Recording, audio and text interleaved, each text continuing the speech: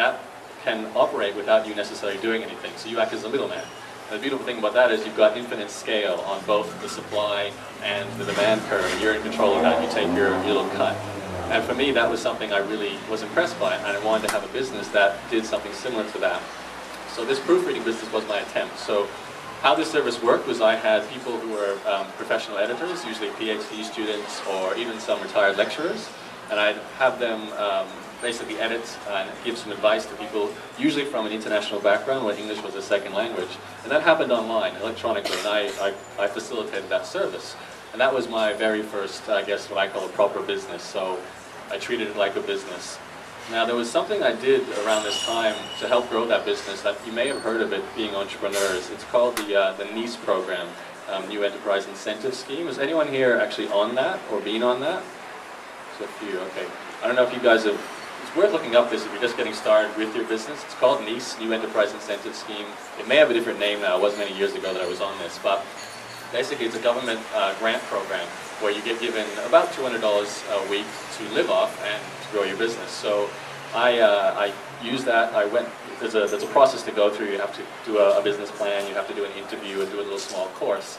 And once you're on it, you get a whole support for a year. And that was for me a really big deal because I wasn't really sure whether my business would work. So what I then did once I was on the NICE program was focus 100% on this proofreading business. Now, one of the beautiful things about that business, although at the time it didn't seem very beautiful for me, was we marketed it with posters.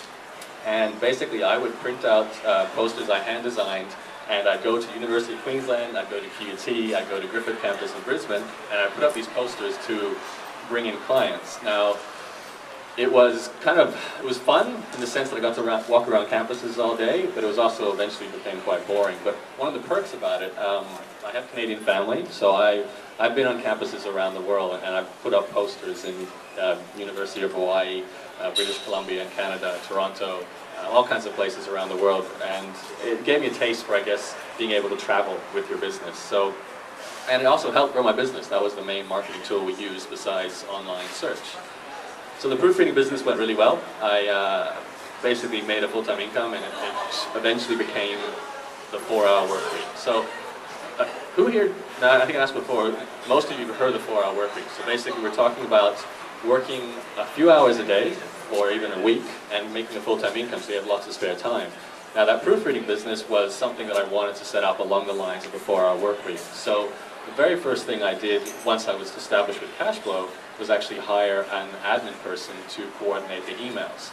And that effectively left me with maybe half an hour a day of work to keep that business going. And for me that was incredible on one side of the fence. I had ample free time. And maybe you don't know about this, but when you get a lot of free time, it's actually a pretty scary thing.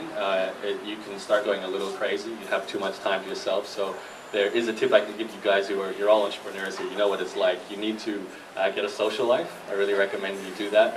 I had been in trouble with that early on with my internet marketing, sitting in front of the computer. But eventually I figured it out. I met lovely people like yourselves, all of us being entrepreneurs here. So attend events like Hive is a great thing to do. And nowadays I have a friendship circle that's a lot more entrepreneur orientated, which has been wonderful. But back then it was tough. But the fact was I was living the 4-hour work week, which was really fantastic. What happened next was literally, I guess, the point that really changed my life. And I went from making a full-time income to 6 figures online, and then $500,000 online. The story goes, I was running this proofreading business, and I had a friend who came up to me and said, blogs are these new things that are really good for getting traffic from search engines to your website. Now, I had no idea what a blog is, so like a good entrepreneur, I went online and did some research, and I really didn't get it. I didn't know the difference between a blog and a website, so I installed one, and I played with it and experienced what it's like to have a blog. And long story short, running a blog about the subject of proofreading is exceptionally boring. And that was my first taste of blogging. I was trying to grow a proofreading business using a blog, and failed miserably, basically. I wrote for about 3 months in the late 2004 and then gave up. But what I did next was register a domain name. It's called entrepreneurs-journey.com, and then started writing stories, basically, of my experiences, like I just told you. So I missed a few stories. I've run an English school at one point. I've had lots of websites. I've bought and sold websites for profit. I've done some website flipping. So I've done a lot of different little things. And I started this blog and basically told stories of these experiences. And it was essentially a hobby.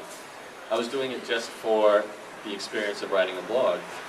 And the very strange thing that happened next is people actually started reading it. And keep reading it, and they started telling their friends. And a lot of people here, I think, have read the blog, which to me still kind of surprises me, because a lot of you know a lot more about me than I know about you, which is actually kind of scary at the same time. But it's one of the, I guess, the perks you'd call of blogging. And since 2005 up to this present point, I've basically been doing that. I've written at least 2 or 3 articles a week to my blog, 4 or 5 years straight. I've traveled and made sure I've been writing the blog. I've basically turned it into a mini business empire, is this way of putting it, and it's still run basically by me with a handful of contractors. So I know there's a question people are always asking, and I'm going to answer it for you, is exactly how do blogs make money? And I'm sure some of you have that question right now. So there are essentially 3 ways. If you were taking notes, now I guess would be the time to do so. Yeah, there you go. So number 1 is actually advertising. Now, I make the most consistent form of income from advertising, which is basically banners and text links placed on my blog by sponsors. And my blog has been generating somewhere between $1,000 and $3,000 a month from advertising for about 4 years.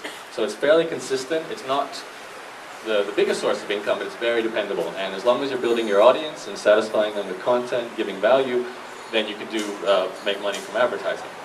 Number 2 is affiliate income. Now, who here knows what affiliate marketing is? All right, there's a few good guys here. Just as a brief rundown, essentially you're promoting other people's products and getting a commission when you make a sale. So what you can do is recommend an ebook, and it might be $50. If you sell it through your link, you get $25. So I promote other people's products and courses in my industry. And that's sometimes worth as much as $100,000 for one product over a couple of years. So that's the best performing affiliate products I've got. And then number 3, which is by far the best source of income for me, has been having my own products. And that's, in my case, been courses. So I started a training program called Blog Mastermind. I have another one called Membership Site Mastermind.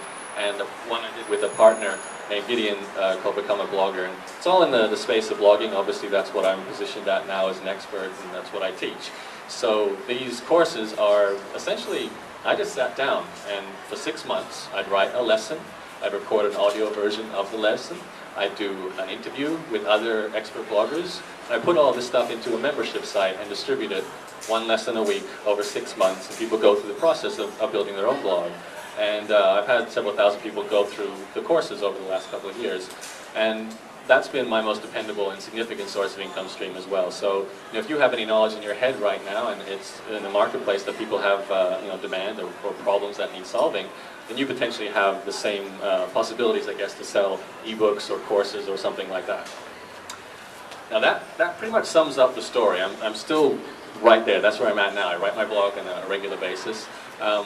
What I've got a few more points I'd like to just cover in terms of these are the things that have made a big difference to me in terms of mindset. And then what I really like to do is open up to questions, because I know for me, when I was studying internet marketing, I had a lot of questions because it's a little bit, I guess, confusing. The technology can be scary, so I'd like to help you as much as I can in that area.